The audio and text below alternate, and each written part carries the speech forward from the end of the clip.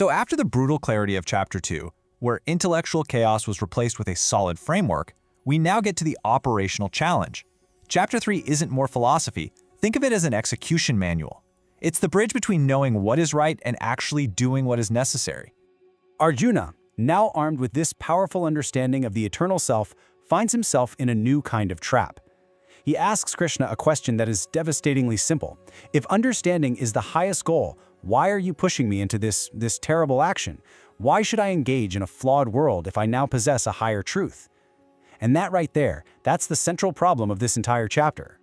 Now, Arjuna's confusion isn't a step backward, not at all. It's the natural dilemma that every thinker eventually faces, the paralysis of knowing too much. It's that gap between understanding a principle in the abstract and the brutal, messy complexity of applying it in the real world. All right, to break all this down, here's our roadmap. We'll start by defining this thinker's dilemma. Then we'll look at the fundamental law of action. We'll outline karma yoga as the practical method, expose the hypocrisy of just doing nothing, identify the real enemy within, and finally understand why action isn't a choice, it's a mandate. So let's start with Arjuna's core conflict. He's just been told that the self is eternal, indestructible. So from his perspective, worldly action, especially this violent war, seems completely pointless. He's asking, why would I play this temporary, flawed game when I understand the permanent reality that's behind it all? You see, his confusion is rooted in a false choice. In his mind, he has to pick one or the other. He thinks he can either pursue knowledge or he can perform action. He sees enlightened inaction on one path and flawed, messy engagement on the other. He just can't imagine how those two could possibly work together. Krishna's response here isn't advice. It's not a suggestion. It is the statement of a fundamental law of existence, something as real and as uncompromising as gravity. He starts by completely dismantling the very idea that inaction is even possible. So on the left, you've got what we call inaction, physically withdrawing from things, just sitting still. But on the right, you have the reality. And the reality is, true inaction is impossible. Even if your body is perfectly still, your mind is working, your lungs are breathing, nature itself is in constant motion. You are always acting. So trying to escape action is just a delusion. You can't opt out of the system. The real work isn't about stopping action, but about fundamentally changing the nature and the quality of the actions you take. Okay, so if action is unavoidable, the next question is obvious. How do you act correctly? This is where Krishna provides the method, the operational technique for navigating this law. This is karma yoga. Let's be crystal clear about this definition. Karma yoga is the discipline of action. It demands that you perform your duty, whatever it is, with absolute commitment and skill.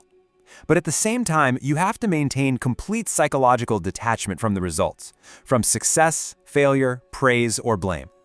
It is responsibility completely stripped of ego. This method has three core components. First, act with excellence. Execute your responsibility to the absolute best of your ability. Second, detach from the outcome. Do the work and then let it go. And third, abandon the ego. You do the action for its own sake, for the sake of your duty, not for what you're going to get out of it. Krishna then gives a very powerful warning against the most common way people fail at this, pretense. He specifically targets the person who looks like they've renounced action on the outside, but internally, they're just a storm of cravings and desires. This verse is a direct strike against hypocrisy. It establishes a critical hierarchy. A disciplined mind engaged in action is infinitely superior to a body that's just sitting still while the mind runs wild. Integrity between your inner state and your outer actions is everything. So if hypocrisy is the failure mode, what's the root cause? What's the force that corrupts our actions and clouds our judgment? Well, Krishna identifies a single, powerful enemy. First, it's really important to understand what this enemy is not. It's not your emotions. It's not sadness or fear or anger. This framework is not about emotional suppression. The enemy is defined with surgical precision. It is desire, that intense, uncontrolled craving for a particular result. It's the attachment to getting exactly what you want that hijacks your intellect and makes you act against your own better judgment. And Krishna's language here is completely uncompromising. He calls this force the all-devouring, sinful enemy, saying it's the one thing that covers up knowledge and pushes a person into self-destructive behavior. It is the primary obstacle to clarity and correct action. Now, with the individual discipline established, the chapter broadens its scope dramatically.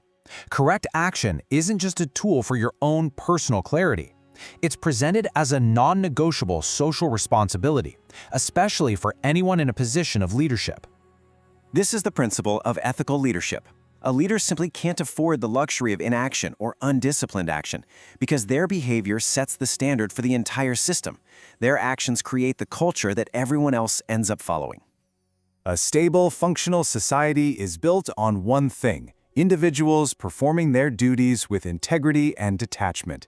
It's the sum total of all that disciplined, responsible action that maintains order and prevents chaos. And the relevance of this is direct and incredibly practical. We're talking about professional responsibility, doing your job with excellence because it's your job, not just for the paycheck. It's about ethical leadership. It's about true skill building where you focus on mastering the process itself. And maybe most importantly, it's a framework for crisis management, how to act with discipline and clarity when the outcomes are completely unknown. To summarize this whole chapter, this is not a system of belief that you're being asked to adopt. It is a practical, operational framework for effective and ethical execution in any part of your life. It is a discipline for the real world. And this leaves us with the final, uncompromising takeaway. All that clarity you might have gained before, it's not enough on its own.